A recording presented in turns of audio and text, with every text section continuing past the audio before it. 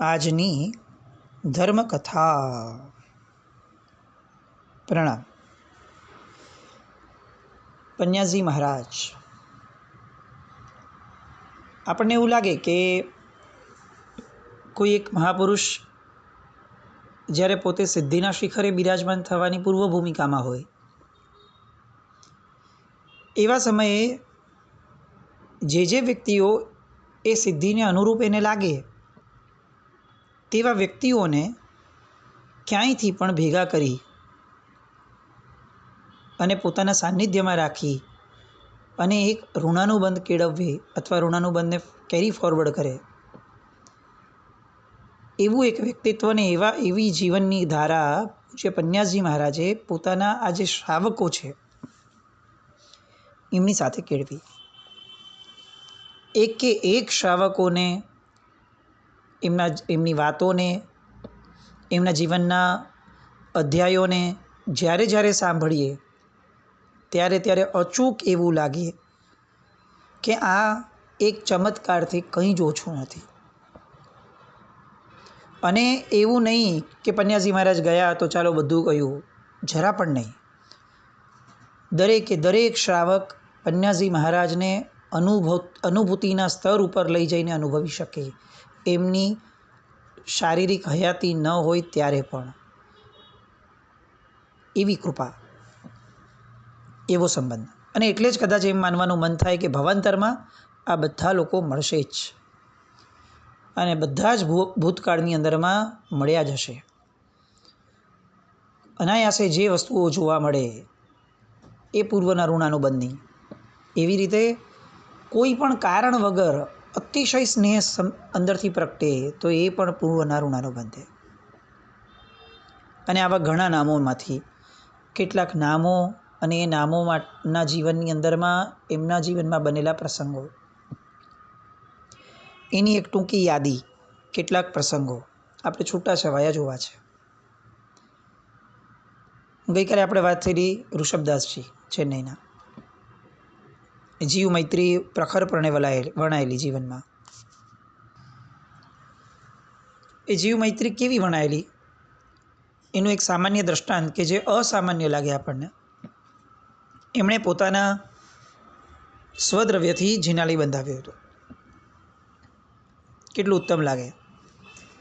સામાન્યથી કોઈ પણ મહાત્માની પ્રેરણાથી પણ બનાવી શકે, કેટલા બધા લોકો બનાવે છે, ખૂબ અનુમોદનીય છે. પણ આમની સ્પેશિયાલિટી એ હતી, આ પન્યાજી મહારાજના માનસ પુત્ર હતા એવું એમના કયા આચાર પરથી લાગે તો કે ઋષભદાસજી એ દેરાસરમાં મુકાયેલી દરેક ઈંટોનું પ્રમાર્જન કરીને પછી ઈંટો આપતા.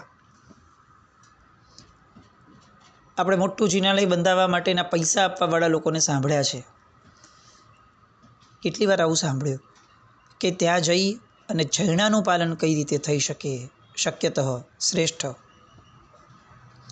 એનું પણ એ જ વ્યક્તિ ધ્યાન રાખે કે જે વ્યક્તિ પૈસા આપે છે. ધનવાન એ ક્યારે કાર્યકર્તા હોઈ શકે એવું બહુ ઓછું બને.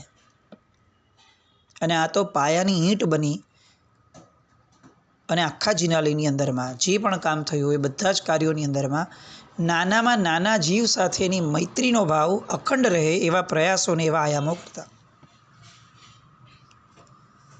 એમની હાઈટ કહું, આપણે અત્યારે સાંભળીએ ને તો ખરેખર આપણને આપણી જાત પર ધિક્કાર છૂટી જાય.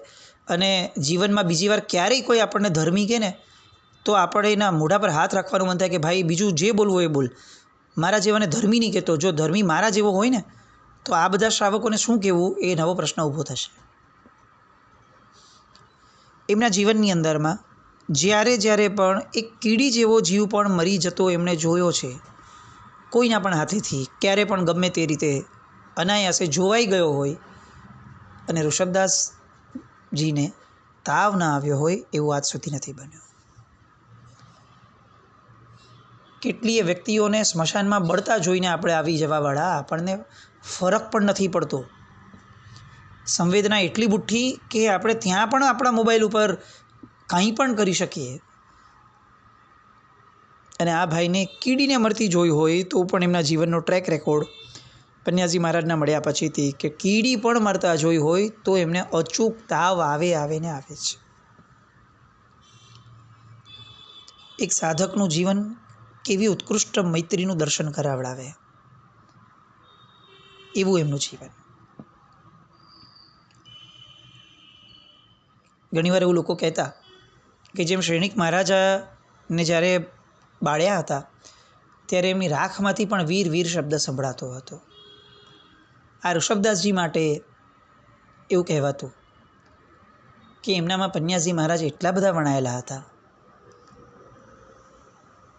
કે કદાચ એમ લાગે કે એમના અંગ અંગમાંથી આ પન્યાજી મહારાજનું નામ સંભળાતું હશે.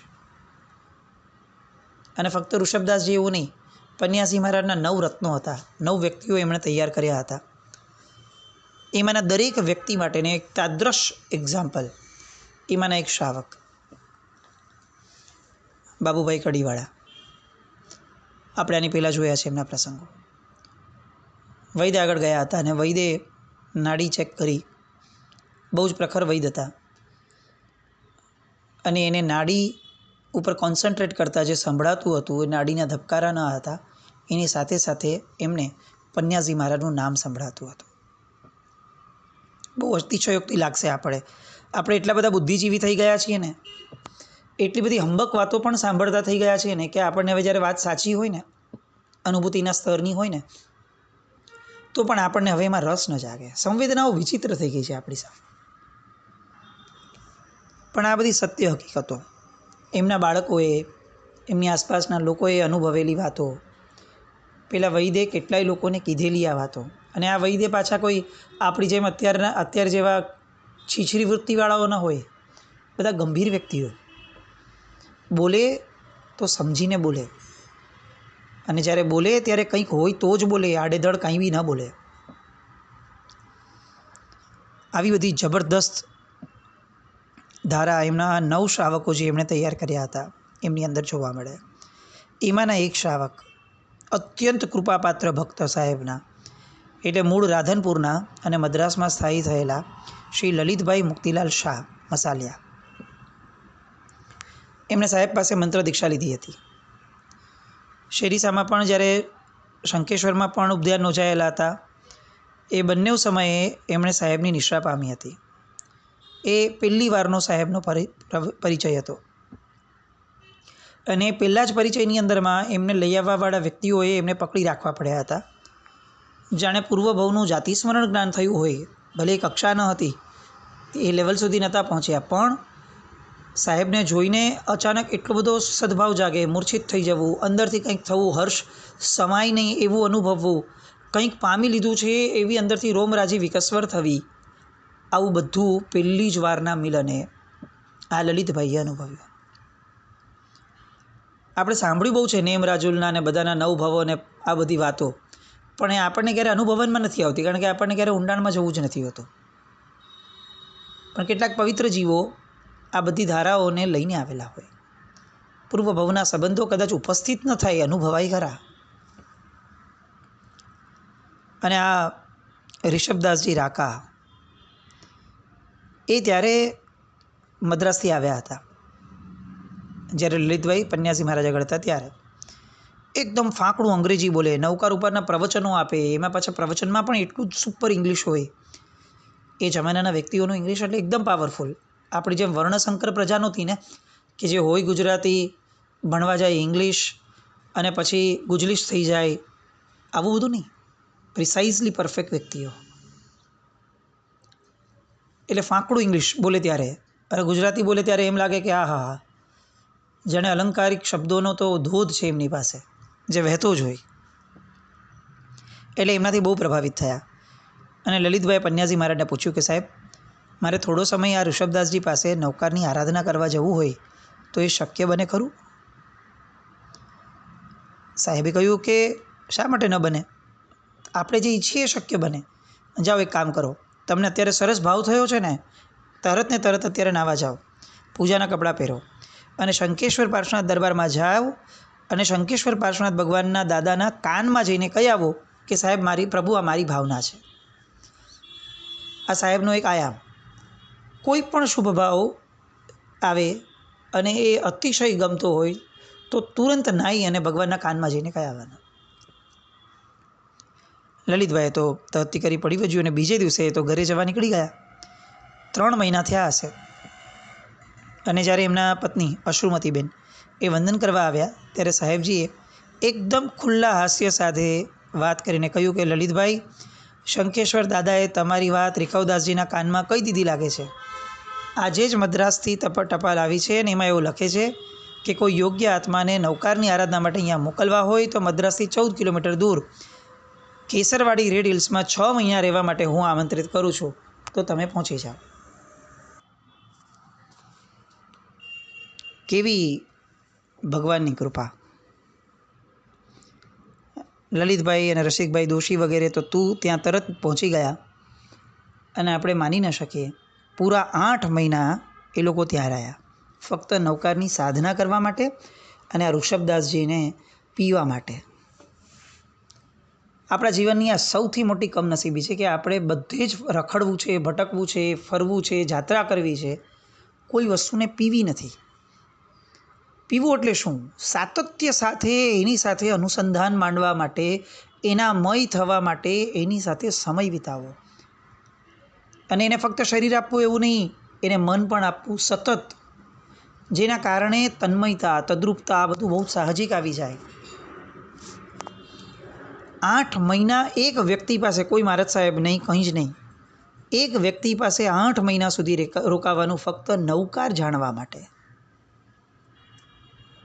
આપણે સૂત્રોની ઉતાવળ કરતા હોઈએ ને અર્થ વગર ભણવાની, ત્યારે આ લલિતભાઈને એકવાર વિચારવા જેવા છે. અત્યારના સમયમાં કોઈ આવું આપણને પૂછે તો આપણે એને મૂર્ખા ગણીએ કે 8 મહિના નૌકાર માટે કઢાતા હશે. અરે 8 મહિના તો પંચપતિક્રમણ થઈ જાય, જે વિચાર નવતત્વ થઈ જાય, કેટલું બધું થઈ જાય. ક્વોન્ટિટીની પાછળ પાગલ બનેલા આપણે જીવનમાં ક્યારેય ક્વોલિટી એટલે શું ને એ અનુભવી નહીં શકીએ. એ 8 મહિનાનો શેડ્યુલ શું રોજનો? તો કે સવારે રાઈ પ્રતિક્રમણ કરી અને પરવારી બપોરે 2 વાગ્યા સુધી દેરાસરમાં જ પ્રભુ ભક્તિ અને નૌકાર મંત્રની આરાધના કરવાની. સવારના રાઈ પ્રતિક્રમણ અને નિત્યક્રમ પતી જાય એવું તરત, એટલે સમજી લઈએ કે કદાચ લેટમાં લેટ 7 વાગ્યા પછીથી એ લોકો દેરાસરમાં હશે અને બપોરે 2 વાગ્યા સુધી દેરાસરમાં જ રહેવાનું, પ્રભુ ભક્તિ કરવાની અને નૌકાર મંત્રની જે આરાધના ઋષભદાસજી કરાવે એ આરાધના કરવાની. એ પછી શું કરવાનું? જલસા. આવો સાધર્મિક પધાર્યા હોય તો 22 પ્રકારના ભોજન હોવા જ જોઈએ ને? તો કે ના, ફક્ત 2 જ દ્રવ્યો, રોટલી અને દૂધ વાપરી અને 2:30 વાગે એકાસણું કરવાનું. આપણને અત્યારના સ્વામી વાત્સલ્યો, 99ના એકાસણાઓ, બીજી બધી ભક્તિઓ, જેમાં કોઈએ 2 શાક રાખ્યા હોય તો આપણે 4 હોવા જોઈએ, કોઈકની 21 આઈટમ હોય તો આપણી 31 હોવી જોઈએ. આવી બધી જે ભક્તિ કરવાની હોડ લાગી છે, એવા સમયે આપણે આ ઋષભદાસજી જે છે એમણે કરેલા આમંત્રિત શ્રાવકોની ભક્તિને પણ વિચારવી જોઈએ. હું એમ નથી કહેતો કે 2 દ્રવ્યોમાં વપરાવું જોઈએ. મુદ્દો આટલો છે, સાધર્મિકની ભક્તિ એ ધર્મ સચવાય ને એવી હોવી જોઈએ. ધર્મ જ ભૂલાઈ જાય એવી સાધર્મિક ભક્તિ કઈ કરવી છે? ભક્ષ્ય અભક્ષ્યનો વિવેક ભૂલાઈ જાય, ફક્ત રસ પોષાય એવી જ વાતો કરવી હોય. આ કરાવવા દ્વારા અંતે કરાવવું શું છે? ચાલો મેળવવું શું છે એ તો નક્કી કરો. સાધર્મિકની ભક્તિ કરી, હવે એના દ્વારા સાધર્મિક પાસે કંઈક પ્રાપ્તિનો અભ્યાસ તો કરાવવો છે? કંઈ જ નથી કરાવડાવવું, ફક્ત ભક્તિ કરવી છે. અને અહીંયા ઋષભદાસજીએ આ 2 દ્રવ્યોના એકાસણા 2:30 વાગે કરાવડાવ્યા. પછી એનો ક્રમ શું? તો કે 3:30 વાગે પૌષધ લેવાનું, રાત્રિ પૌષધ, બપોરે 3:30 લઈ લેવાનું અને વહેલી સવારે પારવાનું. સવારે પારો એટલે પ્રતિક્રમણ તો થઈ ગયું હોય, પછી બસ ફક્ત નિત્યક્રમ માટે થોડો સમય લેવાનો અને ફરીથી એ જ શેડ્યુલ કે દેરાસર વહી જવાનું, 2 વાગે બહાર આવવાનું, 2:30 વાગે એકાસણું કરવાનું, 3:30 પૌષધ લઈ લેવાનું. આવા 8 મહિના ફક્ત નૌકારને માણવા માટે એમણે કાઢ્યા. કેવું લાગે આ સ્તર, આવો ધર્મ આપણને કેવો લાગે? કરવાની વાત તો જવા દઈએ, સાંભળવામાં પણ આપણને એમ લાગે કે આ વર્થ છે, આવું કંઈક આપણે આંખ બંધ કરીને આપણે પોતાની જાતને આવા કોઈ શેડ્યુલમાં જોઈ શકીએ. 5 દિવસની શિબિર, 8 દિવસની શિબિરમાં પણ આપણા દતિંગો કેટલા, આપણી જમવાની લોલુપતા કેટલી, જાણે બે જમવાની વચ્ચે પ્રવચનનો એક સમય પસાર કરવાના હોઈએ એ રીતે જમણવારનું મેનુ હોય અને એ રીતે શિબિરોના સમય હોય. એવી આપણી પોતાની ધારાઓ. આપણે ક્યાં પહોંચી ગયા ને એ પ્રશ્ન વિચારવા કરતાં વધારે મહત્ત્વનો પ્રશ્ન એ થાય છે, આપણે ધર્મને ક્યાં લઈ આવ્યા, કયા સ્તર સુધી આપણે લઈ આવ્યા. જમવાનું ન હોય તો કોઈ પ્રસંગો જામે જ નહીં. આપણે એ સ્તર ઉપર આવીને ઊભા રહી ગયા. લલિતભાઈ, આ ઋષભચંદજીભાઈ, આ બધા તો આપણને જોત અત્યારે આવી રીતે જે રીતે આપણે ધર્મ કરીએ છીએ એ રીતે આપણા અનુષ્ઠાનોને, તો એમને કેવી તકલીફ થાત. એટલે કદાચ ડાયજેસ્ટ જ ન કરી શકત કે આ અમારા વંશજો છે.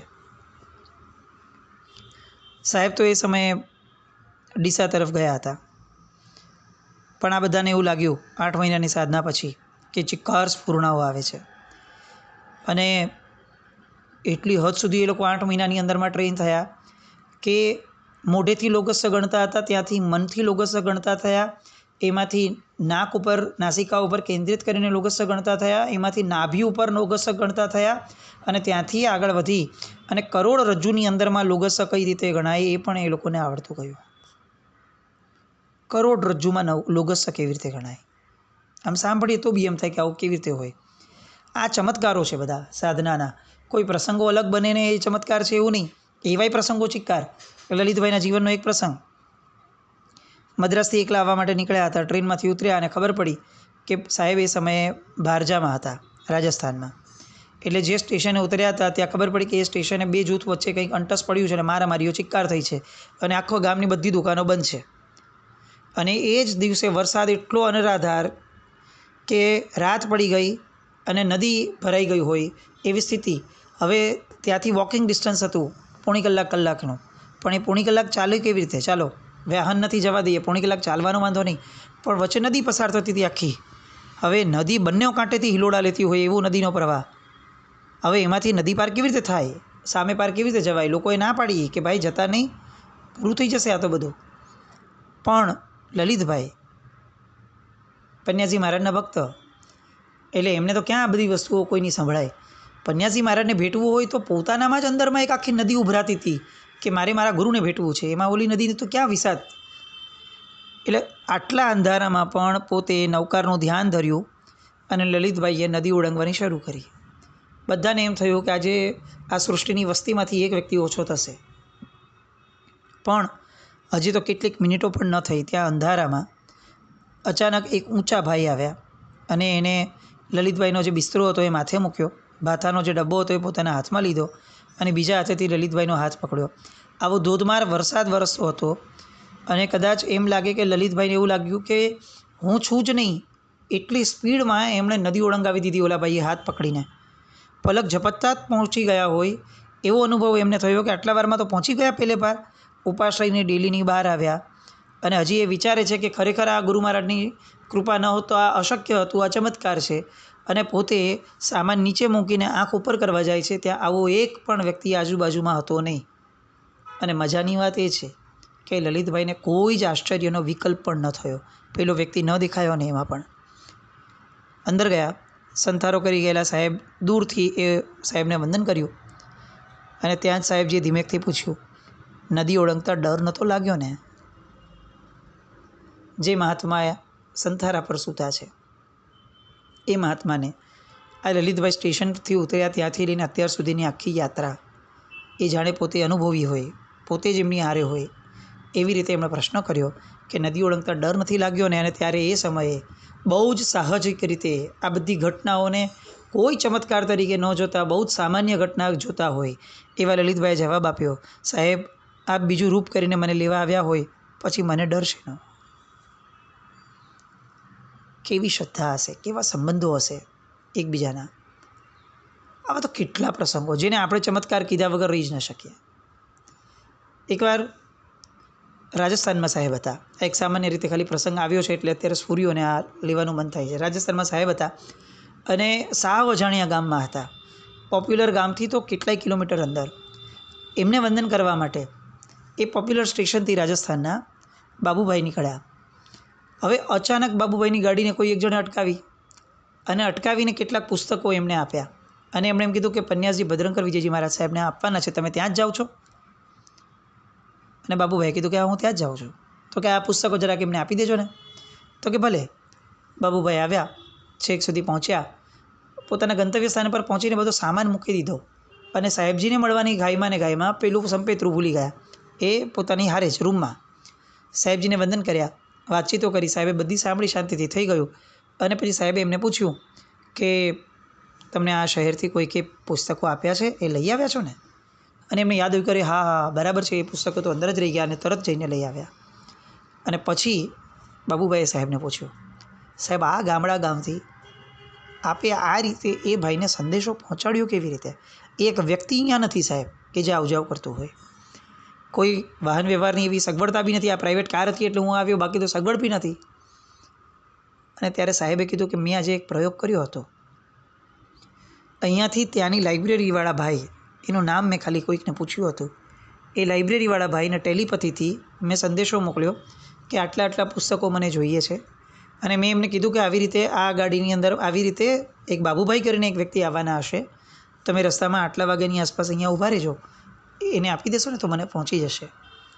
આ બધું એમણે ટેલિપથી દ્વારા પેલા ભાઈના મનમાં સુરાવડાવ્યું, 6 કિલોમીટર દૂર બેઠેલા ગામડામાંથી. અને પેલા ભાઈને એટલું સાહજિક રીતે ધ્યાનમાં રહ્યું, જે વ્યક્તિને સામાન્ય રીતે ભદ્રંકર વિજયજી મહારાજ આવું બોલતા પણ ન આવડે, એ માણસને બધું સ્પષ્ટતા સાથે સમજાયું. અને ભદ્રંકર વિજયજી મહારાજ સાહેબના પુસ્તકો એમણે થમાવી પણ દીધા બાબુભાઈના હાથમાં. બધાની માટે આ સામાન્ય ઘટના. પેલા ભાઈને પણ એવો વિચાર ના આવે કે એટલે હું અચાનક આવું કેમ કરું છું, આવો પણ વિચાર નહીં. બધું જ સેટ. પન્યાસજી મહારાજ, આપણે જેટલું એમની માટે બોલીએ એટલું ઓછું પડે એવી આ વિભૂતિ. હજી આવા એમના ઢગલા પ્રસંગો, એ પ્રસંગોની નદીમાં ડૂબકી માર્યા વિના આપણને આપણું જીવન જ અધૂરું લાગશે. એવા પન્યાસજી મહારાજની બીજી વાતોને આવતીકાલે ફરીથી સંભળીએ. જીનાકના વિરુદ્ધ કંઈ પણ બોલાવ્યું તો મિચ્છામિ દુક્કડમ. જૈનમ જયતે શાસનમ.